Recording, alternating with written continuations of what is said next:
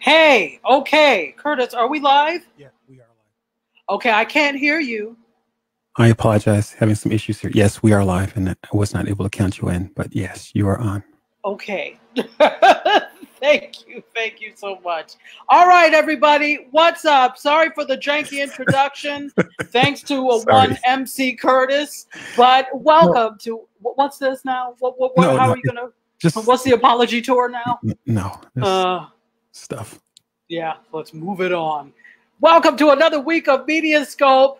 My name is Tachi. I'm a media professor, a filmmaker, a media content producer, and I'm also a journalist. And we're here to talk about the best in media, tech, and pop culture. You already heard my co-host and producer, MC Curtis. What's up, MC? Hey, everybody, what's happening? Mm-hmm. Sure. Mm-hmm. Anna, how are you on the Facebook Live side? Good to see you. I also say Jorge Washington, also known as Joint Specialist. Welcome. There are a few other people as well. And let's see. I have to let's see who's here on the Periscope side. Who's here on the Periscope side? Friends, we've got Cosby, what's up? And my coach Tawana, how you doing? I also see, who is one of my favorites? I see Claude Diamond. I see Tweet J Hood. What's up? I also see troublemaker number 2, Levok and Cosby. How are you? What's up, everybody? As people start to come in once again, welcome, welcome, welcome. I know you guys are hungry because it is 6 o'clock. Go ahead and put in the emoji snacks. Share with each other because snacks are how you get through this wonderful I instantly broadcast. got hungry when you said that. When I talked about emoji snacks? Yeah, I just was instantly hungry. I know, because think about all the wonderful different types of emoji snacks there are. You've got fruits, you've got meat, you've got meatless, you've got all sorts of things. Well, I'm going to stop talking because that's just making me hungry now. So we're going to stop talking about that. But guys, please put in some emoji snacks. What's up to everybody on Facebook Live, on Periscope, and also to our WJMSradio.com family. Yay! Yay. That's going to be That's going to be the sound effect since MC Curtis doesn't have that. And Levok, you put some emoji and I can't tell what it is. It's just a question mark. You guys know I have an older iPad. AF Dog 26, what's up? Welcome on the Periscope side. All right, guys, we are going to get to it. Let's see. Anna says, hey, Curtis. Hey. And Anna said she was just going to make a tray of emoji snacks. Thank you so much. Oh, Tweet J Hood. He's got watermelon, banana, strawberries, wine, and a martini. Wow. How about shepherd's pie? Oh, no shepherd's pie. With shepherd's pie to go with Levok's damn potato salad? No. See, here it is, because people will put raisins in it. We do not welcome potato salad with raisins here at MediaScope. At all. I love some shepherd's pie. You and that damn shepherd's pie. Claude Diamond put in a donut and wine and beer and pizza, and that's it. He does this wonderful thing called, and I always get it wrong. It's called Beer Fridays with Claude, and so he tastes a different beer every Friday and talks about sales, and he is amazing at that. You've got to no, Levok, that was raw meat. We don't want it. But Levok also did put it. Is this rice pudding? And an egg and in a frying pan and cake. And a police car? What the hell? Oh, Newt Johnson put in some kind of fancy sangria. Thank you so much. And Jay, what's up on the Facebook Live side? Thank you so much for being here. And guys, on the WJMS side, don't feel left out. If you want to participate with the emoji snacks, hit me up on Twitter at Tachiada, TACHIADA. So your week is good, MC? Yeah, it's been good. Busy, yeah, but good. Good. Oh, Jay, you're a top fan. Yay. Thank you for being a top fan. You're awesome. Busy but good. But busy is good because that keeps MC Curtis out of trouble somewhat. I know, right? Let's get to it. Hugs for everybody to let you know that I sincerely appreciate you being here. If it were not for you, there would be no MediaScope. And guess what next week is? The 4-year anniversary of MediaScope. Scope. After you do my own sound effects. Wow, that's been that long. Wow. 4 years. 4 years, people. So we're going to do something nice and special for 4 years, and it will not involve potato salad. Mike, LA Times, welcome on the Periscope side, and especially not potato salad with raisins in it. Claude Diamond also gave us some McDonald's French fries, a taco, a hamburger, as a question mark, because I can't see that emoji, and an ice cream cone, the swirly kind from Dairy Queen. And oh wow, Claude Diamond gave us Super Heart. But I need a sound effect for Super Hearts. I'll decide what it's going to be. It won't be my saxophone, don't worry. But I'll find a Super Hard thing. So thank you so much, Claude Diamond. You are awesome. Levox is chanting 4 more years. Hello, Mike, LA Times. How are you? Do you write for the LA Times? That's awesome if you do. Even if you don't, you're still awesome. Thank you for being here. Can I have photo 1, please? I'm sorry. Go ahead, MC. No, I was just going to say that's motivational. It's like motivation stuff. The fact that he writes for the LA Times? No, you said that even if he doesn't, he's still awesome. It is. You are. He is. Okay. Even if you don't write for the LA Times, you are still awesome. Oh, Levox says on Thursday, if you buy a Blizzard at Dairy Queen, the proceeds go to your local children's hospital. Wonderful. Faraz is here, United for Life. Thank you for being here. That's great. Thank you for sharing that. The Dairy Queen, that doesn't do well with me. I'm afraid to ask why. Here's photo 1 for you. Oh boy, I'm afraid.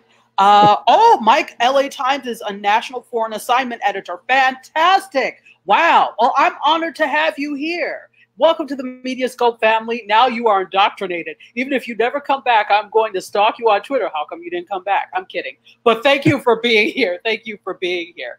That's awesome. Any big stories you're working on? Anything you care to share? Please put in there. We would love to put that in there. And GMaster23, what's up? Welcome on the Periscope side. Once again, for those of you just joining who have never seen me in life before, my name is Tachi. I'm a media professor, a filmmaker, a media content producer, and I'm also a journalist. I don't write for the LA Times like Mike does, but I am a journalist in my own right still. All right, guys. Got great content. He needs to cover your story. Yes, absolutely. Yeah. I do have great content. If we do say so ourselves, we do have great content. So let's talk a little bit about Lion King. We have photo 1 up.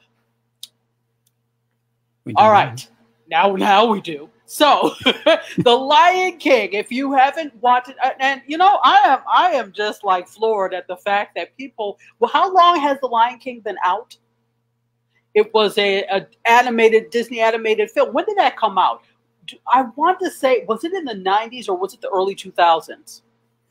Yeah, I'm not sure, but it's one of my favorite stories. Okay. So you will go and see it again because it's live action. Nope. Mm-hmm.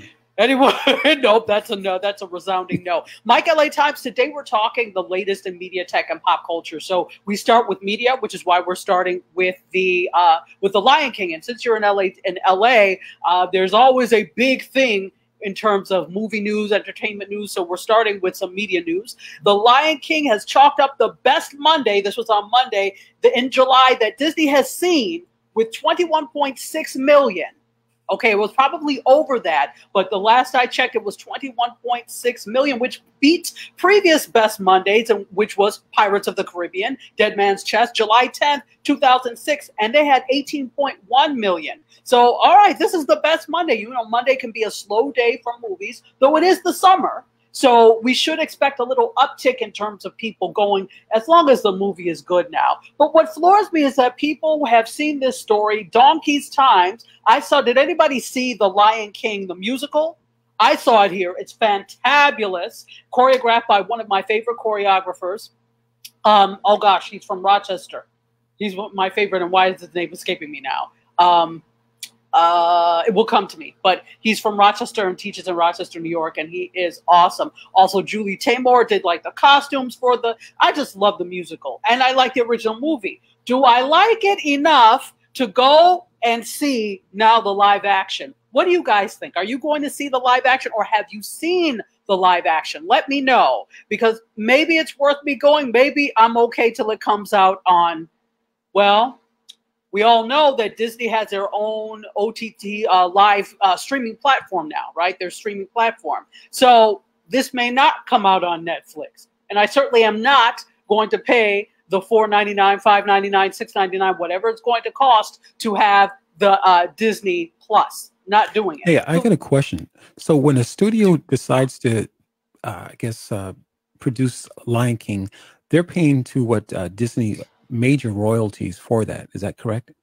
Or you mean somebody outside of Disney? Yeah, you have to buy the rights to the story. So when they decided to produce the Broadway musical, Garth Fagan is the choreographer for The Lion King on Broadway. So when they decided to do the musical, yes, you do have to secure the rights. Whenever you want to do a musical, whether it's a musical that's already done or you want to do an adaptation of a book to a play, book to a musical, you have to secure the rights. Gotcha. Definitely. So, you know, this it was probably not a cheap, because Lion King was wildly popular. It was not a cheap venture, and it's Disney. Was not cheap for them to secure the rights. So you have to be sure with a 99.9% level of certainty that you are going to recoup on this before you go ahead and secure rights to it. Because if it's just, oh, this is a passion project, probably not. So Brooklyn, what's up? Welcome, and thank you for inviting followers on Periscope. Mike says, I'm also the curator of Periscope's Press Talk channel. Really? How awesome is this? Well, I feel, what have I done to impress the social media gods that I have such a heavy hitter in here? Thank you for being in here. Oh, and I didn't know there was a hashtag Press Talk channel. I'll have to check that out. So, guys, you see this, check it out. Since Mike is now a MediaScope family member, check it out. Magenta. You got your list of questions ready? Who has my? Do I have my list of questions ready? For Periscope, for Mike. I do. Let me get my. Let me get a clear page in my. My pad. I hate when people do that with pencil. I hate it. Right. Hate it. Anyway, Serena Wills, what's up on Facebook Live? Also, Maple Flag. Hey, and she said that she saw The Lion King. What did you think about it? She said, no more Lion King for me. Okay. And Anna, thank you. Anna said Garth Fagan. That's right, because Anna, you live outside of Rochester. So, yes, thank you. And Anna also says Garth Fagan, who did the choreography for the musical, is a professor at SUNY Brockport. Yes, and I actually had the pleasure of meeting Garth Fagan 2 or 3 years ago. I met a whole bunch of dance heavy hitters, because you guys know I'm also a dancer choreographer. So I was so thrilled to be. I had dinner. I was invited to a private dinner, and it was Garth Fagan and a bunch of other dance heavy hitters. It was amazing. So maybe that doesn't mean a lot to you all if you're not dance, but look him up. Garth Fagan is primo dance. All right. So Claude says won't beat Spider-Man or Black Panther. It will not. It will not. So you know how people made it with Black Panther. For example, they made it into. It was a phenomenon. Black Panther was and is a cultural phenomenon. I am not going to the theater wearing a dashiki or rapa and buba or any traditional wear for this. Yeah. How about you? I see you picking out your afro, MC. Yeah. Fantastic. Something Wakanda like forever.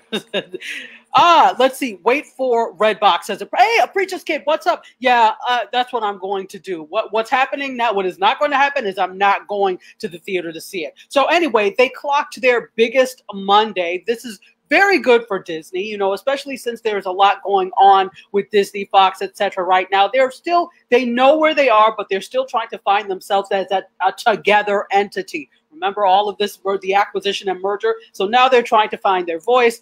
Disney Plus will probably, I will say, be carrying the Disney, a Lion King. So it probably won't just be on Disney Plus, but if anything, it will come out there first. So whatever. So running domestic total to date for the Lion King live action is $213 million. Good for you, Lion King. Is that still enough to get me to see it? No. But good for you. And again, I'm still floored by the fact that people want to see this in live action when you have seen the story. And according to what I've heard from critics, there's not much of a difference at all. I think it's word for word what the other movie is. Now we just have some animals with CGI. Okay. Yeah, I'm sorry. I think it's equivalent to like a child saying, like, mom, you already told me that. You already you said it already. Exactly. Did I ever tell you about the time you did? Okay, that's what this is. Did I tell you about the time you did? You did. Thank you. You did. You did. Yeah. Right. I wouldn't do that to a mother, but you know, somebody else. Right. You did. Thank you. Thank you. Oh, gee, look at the time. Right. A preacher's kid said this is strictly for nostalgia, not blockbuster office takes. You know what? You are right. For some people, it's strictly for nostalgia, but they're not doing this to be nice, and they're not doing it for free. They want to see. Let me tell you why they did this. Because remember, Aladdin did very well in live action. What was the other? There are a few that they released in live action that have done exceedingly well, and they're trying to ride that wave. So they're not doing this to be nice. They're not just doing it for nostalgia's sake, although people will be nostalgic about it. They're doing it because they see an opportunity for money, and people are going to the theaters for live action. And as such, they said, well, let's do this. Okay? So it is what it is. Enlightened, welcome. Thank you for being here. Natalie Cruz says that soundtrack to the movie is ridiculous and not in a good way. Oh, wow. Wow. So are any, Natalie, you probably know this, you're the music queen. Are any of the original songs from the original Lion King on the soundtrack? Or is it a bunch of new stuff, including Childish Gambino's This Is America? Oh, that would be so misplaced. Mike LA Times says, I will share your broadcast to the masses if you're all about. I am. Thank you, Mike LA Times. I really am I'm about media, tech, and pop culture news. I am a journalist. I do some, quote, hard news stories, but this is more my forte, media, tech, and pop culture news. So thank you so much. I would love for you to share to the masses. Look at this. Oh, and Web Girl is here. Terry, what's up? She says, I love the Gift album. Been playing it since Friday. What is the Gift album? Please help me. And yes, Mike is a part of the family now. When the first time you come, you become a part of the family. So I appreciate you all being here. Let's see. Welcome. Have a seat. Grab some potato salad. don't be offering potato salad because we know it has raisins in it. Because whoever bought the potato salad, first of all, who brought the potato salad? Was that Levoc? It was. And I know there's raisins in it. Not today. Not today. Levox says Lion King live. Nah, save my money for the zoo. Okay. Alcino, hello. Says I was in band, played Circle of Life in school. Haven't seen the movie yet. Are you planning on seeing the movie? Let's see. Natalie Cruz says it's a bunch of trash. Burner Boy saved y'all Nigeria. What? So was Burner Boy on the soundtrack? Let me know. Be right back. PR governor about to speak, maybe resign. Yes, I did hear that he was about to resign. So please, Mike, when you hear what's happening, please come back and let us know whether or not the Puerto Rican governor actually does resign. So, wow. Yeah, this was, I was watching because I don't know why, because I try to avoid politics, but I did watch the hearings earlier. I don't know why I was drawn to it. I did watch the entire thing. It was Mueller? For Mueller, yes, I did watch the hearings. It was quite interesting. And you guys know that is not me because I've been so disgusted with politics or politricks that I try to avoid it. But I did. I was drawn. I couldn't help but watch it. Curtis Brooks for Puerto Rico governor. He did used to live in Puerto Rico, though. I did. Que bonita bandera, for real. So Natalie says, I'd be happy if Beyonce was never casted again. How are you a bad actor in a live action film? Ooh, well. For all responses, please find Natalie Cruz because that was not me. I do not want bees in my timeline. Deborah, how are you? Welcome. Thank you so much for being here. Yay.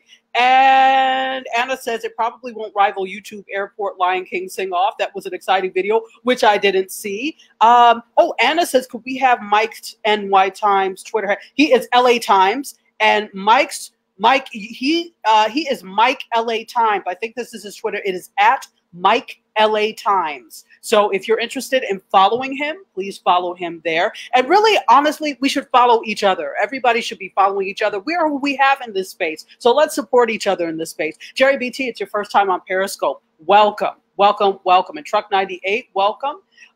Turned off my TV, don't want to hear any of it. I didn't either, but I was drawn. I'm sorry, I couldn't. Web girl, don't be putting bees in the thing. Look, beehive people. That's funny. Okay. Levock will only watch Lion King after a 12-pack. A 12-pack of what? Sparkling water? That's nice. Okay. So let's let's go on. Serena Wills says the sing-off was amazing on YouTube. Okay, so put in the link if you can on Facebook so that I can sing it out. Not sing it out, but shout it out because I do want to see it. I haven't seen it, so if you can, please do. Let's go on to photo 2, please, guys. In case you didn't know, I love Queen. Another one bites the dust. We Are the Champions. Name any Queen song. I love Queen. Look at their hair. How do you not love that kind of 70s rock hair? How do you not love it?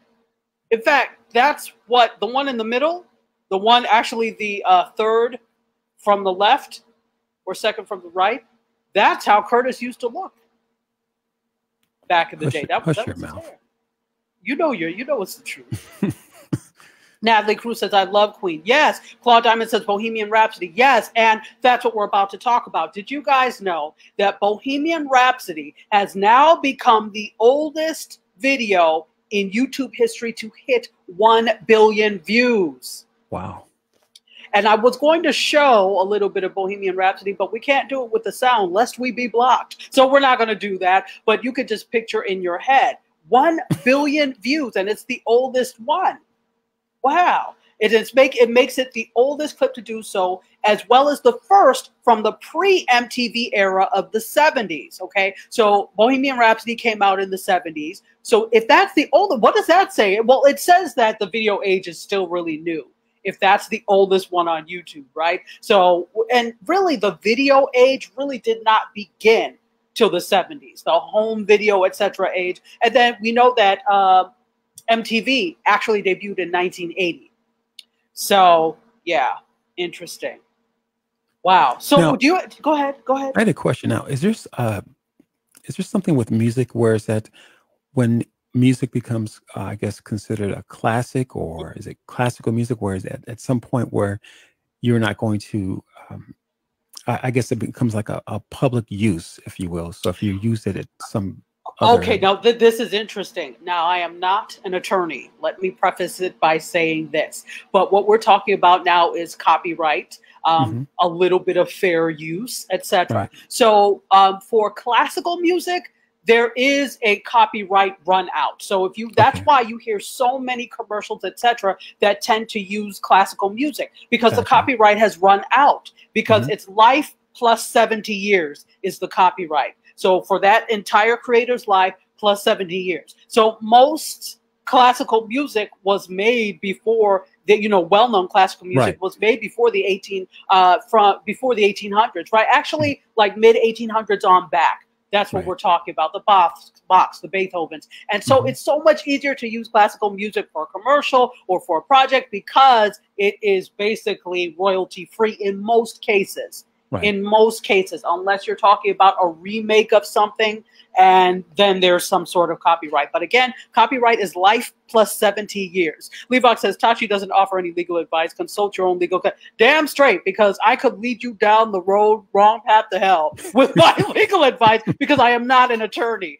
Though I do teach media law. So I do teach a media regulation class. So I'm familiar to an extent with media law, which is why when we talk about the FCC, I have some level of knowledge, but I can't represent you in court if you mess up. So what about if the artist, the original artist for the song is dead, but yet he has an estate? Right. Well, then usually that belongs to the estate. So think about Prince and all the Prince songs, and how it is the only place you can really find Prince songs is where? Tidal, right? So they have some sort of agreement with the estate, with the Prince estate, to be able to, Prince Edward Nelson, to be able to do that. But yeah, so then usually all of that goes to the estate. This is why you really have to have a will and have things clearly lined out. Because if you're not careful, what is your greatest asset as a musical artist, a musician, or a singer is your catalog, is your library. If you don't own that, this is why so many artists got screwed over. They signed over the rights. Okay, signed over the rights to Mr. MCA or Epic or whoever, and that's because not only were they fooled, but they were also fools. And I'm not saying this in a bad way. I'm saying that they didn't have the education as to how to deal in the music industry. One thing, when I come from a lot of backgrounds, but radio was one of them. And one of the books that we were told to read, it wasn't about radio, but it was about the music industry. Remember the artist Kashif? Yes, I do. So, guys, he knows Kashif. Yep. Okay, so the artist Kashif actually was also, he wrote a book called What You Better Know About the Music Industry. I read that from cover to cover. It was very informative in terms of what you need to know. So if you're planning on going into the music industry, you need to know. Let me make sure. See, are you leaving, Levok? All right. Oh, someplace warm is singing, Mama, just killed a man. Life plus 70 years is copyright. Yes, Enlighten. Levok says, Mike Jackson owns the rights to the Beatles. Yes, he does. Halcito says, Mr. Stein got their rights. They were ignorant. Whose rights? Whose rights did they get? That book is a must-read, says Natalie. Yes, what you better know about the music industry. The Wright Baker TV, welcome on Periscope. Good to see you. And I hope if I missed one of your comments, make sure. Halcino wants to hum it together. I think so. I think we can't. Like, Curtis, that was a wig. Curtis did wear a wig in the 70s, did he? Let's still go on over to Facebook and see what the room is saying. Anna says something about Alan Thicke. I mean, was it Alan Thicke or Robin Thicke? How did I make that? That song was Bananas, says Serena Wills. Gary Lanham, how are you? Oh, thank you for saying I look great, Gary. Maple Flag says, love, love, love Queen. Freddie was everything. Yes. Serena Wills says Queen. And Terry Johnson is over here as well. And let's see. Yes, remember that Robin Thicke got his pantsuit off by the estate of the artist they sampled from. It was Robin Thicke, remember? It was not just Robin Thicke. It was Robin Thicke for Blurred Lines. Robin Thicke. It was also T.I. and Pharrell. All them. Okay? So, yeah, got sued because of that song. So my thing, because it's too close to it, people, we could be original, can't we? Let's do it. Yes, the song Blurred Lines was a song in questions. Exactly. And I actually played Marvin Gaye's song first for my class. And then because I said, what's the hottest song of the summer? At that time, it was Blurred Lines. And so I said, okay, let's listen to Blurred Lines. And now let's listen to this. They were like, oh, because none of them had ever heard the Marvin Gaye song. Right. Yeah. So, and that's one to grow on. All right. So, let's congratulations to Queen. You reached 1 billion views on YouTube. I wonder what the next one will be. The next classic one will be. And classic generally is considered 25 years and back from that. So it's more than a classic. Could I have photo 3? I'm sorry, go ahead. So is the Queen estate, are they getting paid for the views from YouTube? I don't know but this is actually, like, if you go to YouTube, it is actually Queen, their account, that has put this up. So okay. I'm hoping that they get something from it, because the artists get screwed all the time. Yeah, and I'm hoping they get something off of that 1 billion, and it's not just going to YouTube and Google and parent company Alphabet. But I digress. Could I have photo 3, please? By the way, if you're just joining and you've never seen me before, welcome to the media party. In my opinion, the livest media party on live stream. My name is Tachi. I am a media professor, a filmmaker, a media content producer, also a journalist. And I'm joined by you guys, the MediaScope family, and MC Curtis. What's up, MC? Hey, everybody. Great. Sports GDM, welcome. Thank you for being here. And if I'm missing comments, I apologize. I will come back and get you. Halcino said the artist that signed over their rights went to someone with a Stein in their last name. Oh, wow. And, And the Wright Baker TV, Natalie Crew, Nat. I want to, yes, bicycle is I love that. I won't sing it so we don't get sued. Anyway, thank you for inviting people. Mike LA Times and S. Warren, thank you for being here. Also, Enlighten, welcome back. All right, photo 3, please, sir. Oh, Wendy Williams. Wendy is trying her hand at producing again. So she's producing a biopic about her troubled life for Lifetime, airing next year, according to The Hollywood Reporter. And she, as you know, recently sent her business partner and husband packing, Kevin Hunter, after he got his mistress pregnant, which we won't get into because that is a whole hot mess. Yeah, it is. She spent some time in a sober house and battled various health issues. She's had a time. This has been a rough 2 years. Well, actually, since she's been married to him, it's been rough, I'm sure. But, you know, it's been a rough 2 years for Wendy Williams. So now she is actually making the movie with none other than Will Packer, who is the hot producer behind Girls Trip. And according to The Hollywood Reporter, the project is about her, quote, scrappy upstart days in urban radio to the success of her own syndicated talk show, according to a press release. And who is writing the script? Boomerang writer Lee Davenport. So, who's going to play her? That's a good question. We don't have any information about who's going to play her.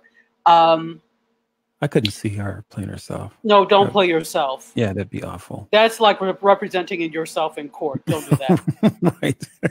What is the saying? A person who represents themselves has a fool for a lawyer. Yes. A person who plays themselves in a biopic has a fool for a whatever. Yeah. So, yeah. So this is going to be interesting. It's going to be on Lifetime. I hope this is Will Packer is on board. Hopefully that means something. Hopefully it will be much better than the Aaliyah biopic that she produced. That was not good. But good for you, Wendy. So when I get more information on who's playing her and who's playing Kevin Hunter and all of that thing. Now, here's the thing. I do have a soft spot for Wendy because Wendy is, when I was a professor at Morgan State University, I lived in D.C., but I taught in Baltimore, and not Baltimore City. I was like, Morgan was past downtown Baltimore, okay? So it was just on the edge of Baltimore County. And so D.C. traffic is horrendous. I wasn't going back to D.C. in that traffic. So what did I do? After I finished teaching my 3 to 4 class, I would stay and I would listen to Wendy Williams on WBLS, back when she was on WBLS in New York. And I would sit and listen, and she would do the bonus hour after. And by that time, traffic had cleared up and I would go home. Because remember, back then, you didn't have smartphones and everything. Like in the mid 2000s and all of that, you couldn't connect your phone to your car and listen there. She essentially helped you through some stuff, right? Well, you know, I'm not going to take it there. Like, Wendy, you really helped me through tough times. No, you helped me pass the time, and I enjoyed it. She helped me pass the time, so I have a soft spot for Wendy with that. Let's see. Oh, wait. Halcino says, I'm in D.C. My homeboy graduated from Morgan State. Well, all right. Well, I am a Howard grad. I am a proud graduate of Howard University, the Mecca. That is where I got my master's and PhD, and I love Howard with all my heart. And so I was at Howard. I was working on my PhD the same time I was a professor at Morgan. So I was back and forth. I was doing it back in the day. Daryl Hutton, welcome on the Periscope side. And Mike LA Times says, I am now going out live on the Press Talk channel. Wow. Again, thank you. So what have I done? Not during the social media gods. What happened, MC? Never mind. Okay, thank you. Anyway, and welcome to Michelle Jeanette. It's your first day on Periscope. Thank you for being here. And yeah, a fool for an agent. Thank you, Natalie. A person who represents themselves as a fool for an agent. Fantastic. All right, so we're gonna go on. And I will give you some updates. Are you gonna watch it, MC? Watch what? What we were just talking about, the Wendy Williams biopic on Lifetime. Probably not. As soon as I said Lifetime, you're like, oh, hell no. No, I actually like Lifetime. It's some pretty good. Please tell me you don't watch those Lifetime movies. Well, I have in the past, yeah. Oh, my gosh. I was kind of hooked on them at one time. Really? You like soap operas too, don't you? I don't watch much TV anymore, but yeah, I did watch Lifetime. Some pretty. See, here's the thing. Because I did not like... that's what I don't like. And people are like, "Ooh, the Lifetime movies." I'm like, why? And that's just me. There are so many people that will lay their coat in front of a puddle so that they can watch Lifetime movies. Not I, said the cat. Right. Not I. That is just not me. So I probably will not watch it. No, you know, I won't say that. Maybe I'll glance at it. If I get bored, I'll change the channel. But I am hoping. I want for people to win. I don't want people to lose. I want for Will Packer and Wendy Williams to win. So I want this to be good. Please be good. Okay, who would you think that could play Wendy Williams? What actress? Got anything one that comes to mind? Besides Wendy, well, you know what? Let's put that to the room, guys. Okay. Who do you think would play Wendy Williams well? Let's see. Enlightened, you said to go up and scroll up and maybe RuPaul. Enlightened, you said to scroll up and read Mike LA Times, the one I'm now going out on the live press talk channel. Yes, thank you so much. That is awesome. Thank you so much, Mike LA Times. You are awesome. Thank you. I appreciate you. See, you see what family does for each other? You see what happens? I'll do that. That is awesome. Mike, feel free to take any piece of snack emoji you want. First dibs to you. All for you. Fantastic. Bob Girl says, Wendy has lots of media. Oh, where am I? Hold on. So Wendy has lots of media experience. Can't take that away from her. No, you can't. She does. She is awesome. And you see how I'm strategically dodging his choice, MC Curtis's choice to play Wendy Williams, because gasoline draws on you. That was awful. Oh, okay. Coach Tawana is co-signing though. It says, "Yep, RuPaul," and then is going to say RuPaul. Natalie Crew, did you say Michael Jackson posthumous? Oh my gosh, you all! I am not going to Hades because of you. We're not doing this here. Let's see what Facebook has to say. Melvin Lars, welcome on the Facebook Live side. Good to see you. Hey, how are you? Regina. Oh, Anna said Regina Hall could do it. You know what? She could. She could. For those of you who said RuPaul, Curtis. Oh, well, hello. Welcome. You're from Turkey. Levox said RuPaul. Is that a question, or are you co-signing on RuPaul? We have a lot of votes for RuPaul. We're going to move on because, Wendy, that was not me. You would want to direct all of your hatred towards one MC Curtis. Okay. The views of this. The views of MC Curtis are not necessarily the views of MediaScope. Thank you. I absolve myself of all responsibility of that RuPaul comment. And moving on, gasoline drawers. Moving on, could I have photo 4, please? Look, look. I think we're going to end on time today. Groovy. You don't believe me. You'll see. You'll see. That was excitement. Oh, book name, please. No, Kashif is Natalie Crew. Could you put Kashif in on the Periscope side, please, so that people can see how it's spelled? And it's called "What You Better Know About the Record, about the Music Industry or the Record Industry." One of those. Read it. It's spelled Kashif. I do think it's Kashif as well, but I know that she really knows. And Lovey Scan, thank you. I'm glad you're here. Thank you. Sorry, MC. Go ahead. No, I was just saying the other spelling, perhaps. The other spelling, the other white meat? What the hell? No, Kashheef. Oh, the EEF. Yeah, I think it's IF, but Natalie Crew can double check for us because I know she knows. Yes, it is Kashif. Thank you, Natalie Crew. And Melvin says, good to see me too. I'm waiting for you to appear on the Nobody Asked Me Guy show. I'm waiting for you to ask me onto the Nobody Asked Me Guy show. You guys know I'm really easy. All you have to do is ask me, and I'm like, yeah, of course. Nobody asked you. Nobody asked me. It's very simple, sir. You have not. What do they say? You have not because you ask not. 1 Corinthians. And you know, oh wow, there's a whole bunch of people here. So let me say, and that's probably due to our new family member, Mike LA Times. Thank you so much for being here. Let me introduce myself. My name is Tachi. I'm a media professor, a filmmaker, a media content producer, and a journalist. This is MediaScope. Every week, Wednesday at 6 p.m. Eastern Time on Periscope, Facebook Live, and WJMSradio.com. We talk all about media, tech, and pop culture news, and a lot of fun and foolishness in the process as well. So pull up some snack emojis. People have put them in. Pick your favorite one and go ahead, but make sure Mike LA Times gets his first. I'm slapping your hand until he takes it. Did you take yours, Mike? Let me know. Then everybody can have it. So there we go. Or did you take all the good snacks and leave the potato salad? We don't want the potato salad. That's the and it's been sitting out now with mayonnaise and raisins. Yuck and a half. All right, let's keep going. Let's keep it tight because we are ending at 7 o'clock today. So let's talk Apple. Could I have photo 4? We're moving over to the tech side now. And Apple is reportedly in talks to acquire Intel's modem business for how much? $1 billion.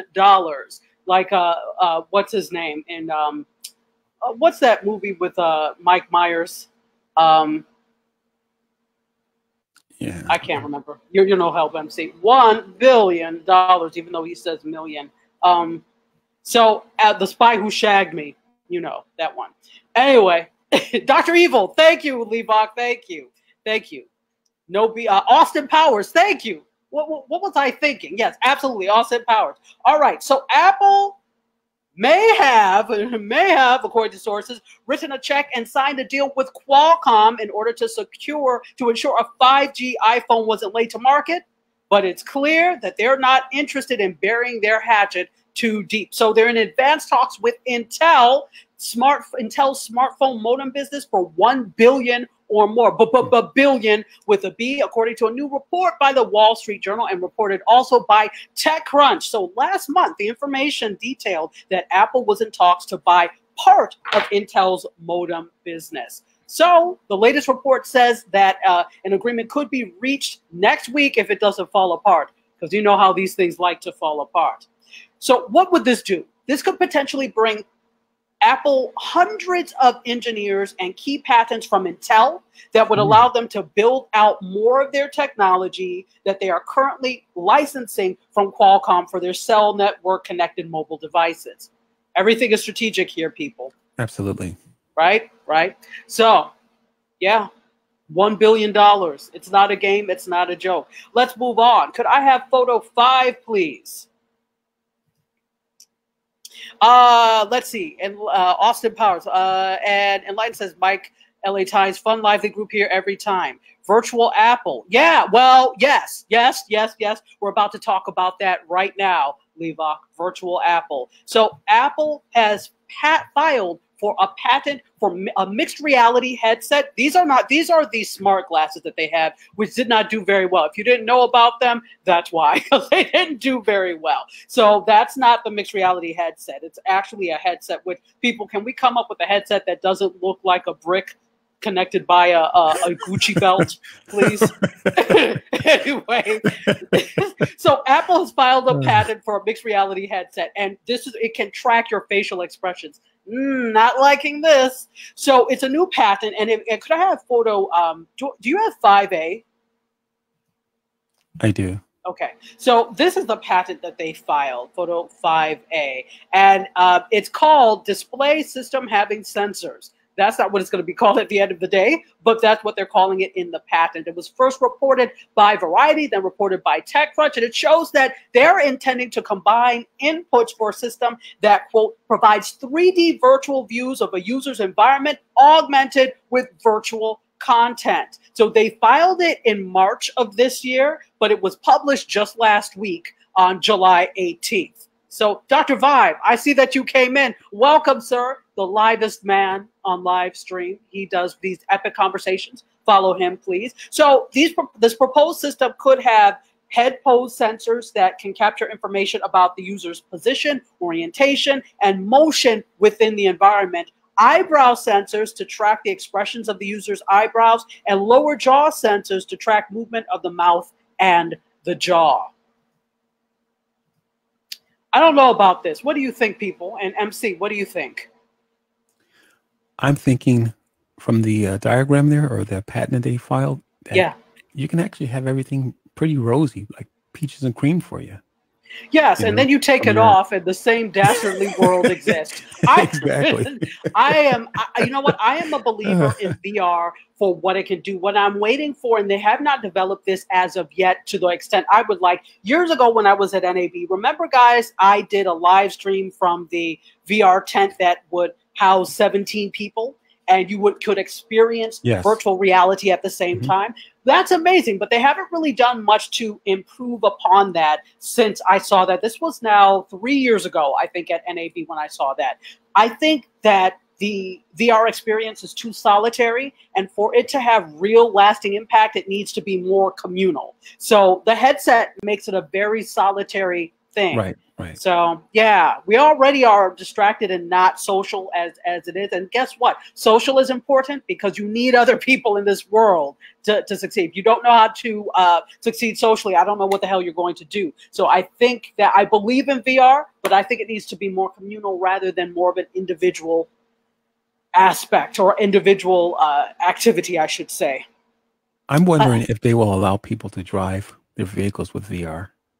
Now, okay, I'm going to let you answer your question. And while you're doing, because you know the answer is hell no. And while you're doing that, I'm going to say, hey to M Tends to Travel, one of my friends. Good to see you, sir. So happy to see you here. Thank you so much, everybody who is here. And thank you for the hearts. You guys rock. If you're just joining, I'm Tachi, media professor, filmmaker, media content producer, and journalist. We're talking media, tech, and pop culture. This is MediaScope.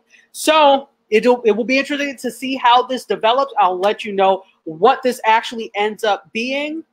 If it ends up being another bulky headset that doesn't do much else than what's already out there, or if this actually ends up being something very innovative.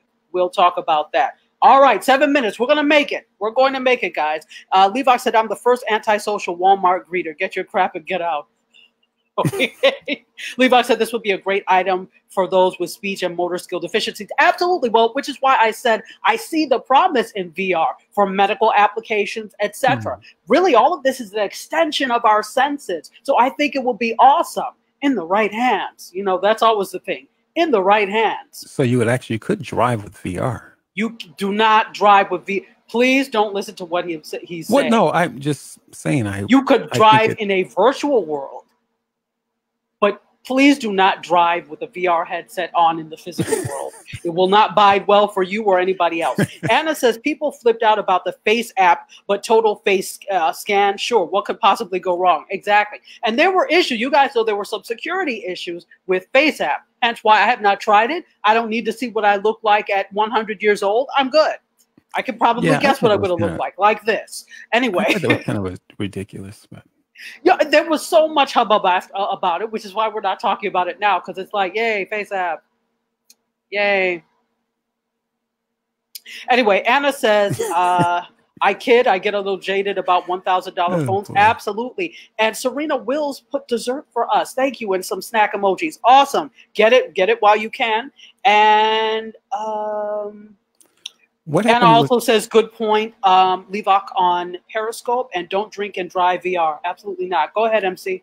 I was just thinking, what happens with the people who did the Face app and they were already there? You know, they didn't look They're already old? Well, then they're just kind of like. Then you put it on the setting for raisin, and then that's you. Maybe you see a pile of dust. That's terrible. The views expressed by myself and MC Curtis are not the views of MediaScope. So yeah, no, I don't know what happened. If you were already there, I guess it takes you even more there, or maybe it makes you Benjamin Button, and you go backwards. Who knows? Right. All right, let's talk about the DOJ. Could I have photo 6, please? Yeah, we're going to make it, people. We're going to make it after all. We're going to make it after all. If I had my hat on, I would throw it up in the air. Anyway, like Mary Tyler Moore. Okay. Anyway, so the DOJ has announced an investigation into big tech. Surprise, surprise. So the Department of Justice has announced that its antitrust division is reviewing how the world's largest technology companies have gotten that way. They said, how y'all get so big? Anyway, whether their business practices reduced competition or hurt consumers. If you have to ask this question, then you're not really paying attention. So in a statement, the DOJ said, according to TechCrunch, that it will consider widespread concerns that consumers, businesses, and entrepreneurs have expressed about search, social media, and some retail services online. So this language is targeting Alphabet, who is the parent company, of course, of Google, YouTube, et cetera, right? Amazon and Facebook specifically. So they're saying, how y'all get so big? And how come we don't have a piece of the pie? See, this is the problem when you have people in government that don't understand tech. Things get out of hand. And then, okay, really, remember when Zuckerberg was on the Hill for the hearing?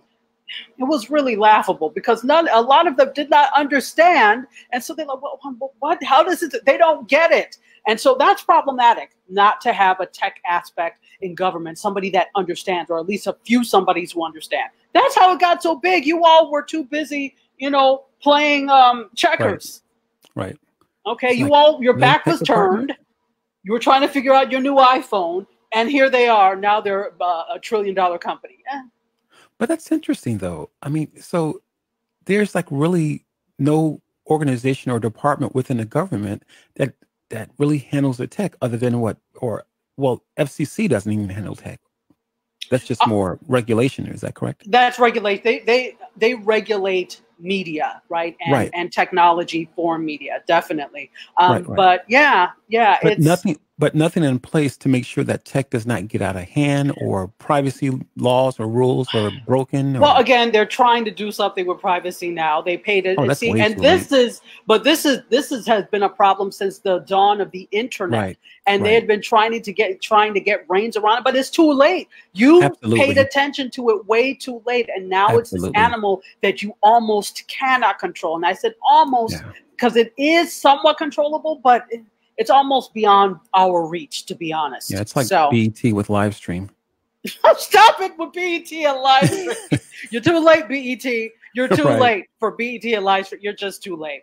All right. So they're really targeting, as I said, Alphabet, Google, and Amazon. Alphabet, Google, Amazon, and Facebook specifically.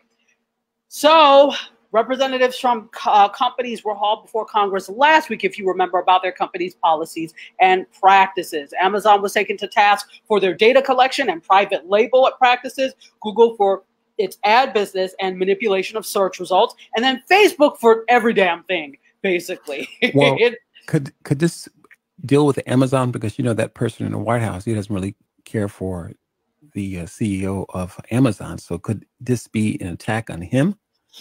Or, I mean, that could, or not necessarily to even single him out, but just to make sure that or at least to make it look like he's not singling him out, and add all this other stuff that may not necessarily. That's a little bit of conspiracy theory there, which I'm not going to say is not true, but I think the case is more so that now, because of consumer complaints, that they're trying to get a handle on big tech, and they didn't pay attention before, but now they need to pay attention because, I mean, there's so many billions of dollars that are involved here. There is privacy at stake, and that's a big thing, particularly when it came to Facebook. They were particularly concerned about privacy, but that's also a problem with Google, right? That's also a problem with Amazon, more so Google and Facebook because of the nature of Amazon, but don't think that privacy is not a problem with Amazon as well. But do you think that the government wants more of a bigger cut as well? Well, in taxes, I'm sure they do. I'm sure they want to make sure that these companies pay their fair share of taxes. Right. Okay. So U4Site, what's up? Welcome. Okay, really? You're shutting off on me now? Okay. So this is what I'll be right back, Periscope. The app shuts down on me sometimes, so I'm going to come back to you. Mike Hines, how are you on the Facebook Live side? Juan Cabrera, my friend, one of my favorite realtors, welcome. And Anna says, sounds like a collective hand slapping. It does, right? Absolutely. They made it all and bought it all, kind of how it works, says Anna. And also said that Mark Zuckerberg is the palest man alive. Is that because he's getting in trouble now, or what? Let me know. All right, guys. So let's see. We're almost done here. That's what's happening there. I'll give you more updates as I get more information. 2 more stories. Don't sleep on Snapchat yet. Could I have photo 7? Snapchat has ended the growth slump. So for those of you that have said, no, Snapchat is coming back. It's going to come back. Don't feel, it's coming back. It has rebounded a little bit. They have added 13 million new users. Remember, they were in a slump. So 13 million, even though it may not sound like a lot, it is nothing to sneeze at. So you're seeing this picture of Evan Spiegel, who is the CEO of Snapchat. Look at that smug look. He's like, I told y'all. See, that's what that look is saying. Told y'all. Natalie Cruz says, let it die. Natalie, you don't like Snapchat? Let me know. So the messaging app now has 203 million daily active users, and the stock for the parent company, which is Snap, surged yesterday afternoon on the news that the company added 13 million users during the period, and it's a signal that the business is growing following a very lackluster 2018. Wow. Who still uses Snap? Raise your hands or put something in the chat or whatever if you still use Snap. MC, are you a Snap user? Oh, Natalie says nope. No, I'm not. Wow. Levox says Snapchat is another waste of time and owned by Facebook. Yeah, okay. Not really, but okay. I'm going to let you have that one. Excuse me, but if they don't fix the problem, those users will leave too. Yes. Okay, people, that's the thing. You can't just put a Band-Aid on the problem. There is an underlying problem in terms of lack of user growth. So if you're not addressing that, whatever new users will leave as well. So Daryl Hutton, welcome back. What does Snapchat attribute the new users to their platform, or at least coming? I'm sorry, say that again. No, my question is that what does Snapchat attribute the growth for the new users? What do they attribute it to? Probably because of their strategy in terms of rolling out new things like filters, so things that users can use. Right. Okay. Right. So they're trying. And I will give them this. They've tried all sorts of different things. We know for damn sure it's not because of those Snap spectacles. Right. We know it's not because of that. Right. So again, they recently had an Android update that was fully rolled out, and that helped them see improvements in Snap usage. 10% increase in the retention rate who opened up the app for the first time. So also their Discover platform is another thing that has helped. Yeah. So their Snap shares closed up more than 4% to $14.83. All right. And U4Sight says, and what did they pay those new users to come on board? I hope they got their money's worth. If they did. We'll see. You all in your little conspiracy theories, but I love it. I have to say I love it. Mike Hines says more young people. Yeah, well, Snap still really, even though more older people have come onto Snap still skews very young. Okay. He also says, Mike says the filters are getting weirder. Anna says Snapchat had to make itself so difficult for my generation to try and figure out. They could go the way of the 8-track player. And they just might if they're not careful. So nothing is forever, people. Nothing is forever. And finally, we're a little bit past 7, but we are at the last story. So finally, we've been talking about meatless for a while. We've been talking about Impossible Burgers. We've talked about Beyond Burgers. Let me know if you guys have tried it and what you think of any of these. You all know my stance on this stuff. But what about, we know about fake meat. What about eggless eggs? Fake eggs. They're trying to do that. So because plant-based is such a big thing, that is the hot button word now. And these things already exist. But there is a company called Just, J-U-S-T, who is trying to make a complete and total egg. So here's the thing with eggs. With meat, not that it's easy to make fake meat. It's difficult to make fake meat. But it's even more difficult to make fake eggs because it has to do everything that an egg would do. Does it scramble? Does it boil? Does it fry? Can you bake with it? Can you put it in a conditioner for a protein pack? Okay, there are all sorts of things that you have to be able to do that an egg has to replicate, that most egg products on the market now don't do all of them. So you may get a fake egg product that scrambles, but you can't fry it. You may be able to fry it, but you can't bake with it. So it's very limited. And so this company Just is looking at trying to develop the perfect egg substitute. And the winner for it so far, mung beans, which are legumes that come from Southeast Asia. Yes, and I love mung beans. Have you ever had mung beans? I have not, but there's I think a gentleman on Get Vocal who talks about mung beans. They are so good. There is a restaurant, and Serena, I still have to get this to you. There's a restaurant in Tacoma Park, Maryland, that is like a little neighborhood spot, like in that downtown Tacoma area. They have these awesome mung bean pancakes. What? So good. Okay, if you're vegan, even if you're not vegan, because I'm not vegan, but you will really enjoy them. So mung beans is what they're using them for. Curtis uses vocal. Wow, he does. He does. Levi says fake news, fake meat, fake eggs, next fake chicken. There's already fake chicken. Already. Yeah, right. There's already fake chicken. Joe Furky. Chicken without heads. Oh God, let's not do this. Let's not do this. So this food science at its best, and that is pop culture at its best. So look for an eggless egg coming to a store that does everything near you. And that is it, people. Look at it. It's 7:07 and we're finished. Foo on you, wow. MC. Wow. Good job. Thank you, facetiously. Right. Anyway, I want to say thank you to everybody who has been here today. All of you on Facebook Live, all of you on Periscope, all of you on WJMSradio.com, also those of you watching in the Twitter feed. Thank you so much to Mike from LA Times, who is Mike LA Times. Follow him. He is amazing.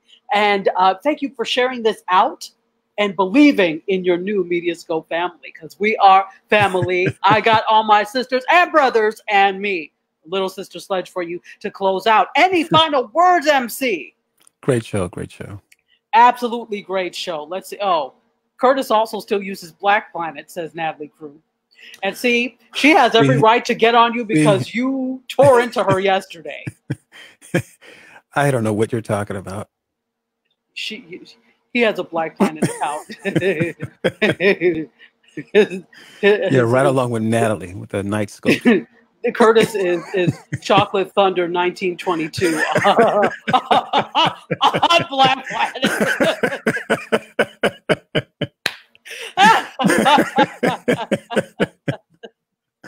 Oh boy. Oh, Sharita, thank you for saying great show.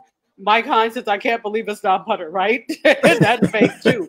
Oh, goodness. Claudia Santiago, I missed you, but thank you for being here. Feel free to watch the replay if you would like. And we're going to head. It's because of you that this even works. Thank you for being here. And I'll see you next week. Same bad time, same bad channel. If you're interested, we also do a pre-show to tease these stories on Instagram Live. I am Dr._Tachi on Instagram. With that, I'm going to say I love you for watching. I bid you adieu. MC Curtis, the MediaScope family, and myself, we're all exiting stage left because MC Curtis can't stop laughing. Chocolate Thunder 1922. Ciao, everybody. Bye. Cheers.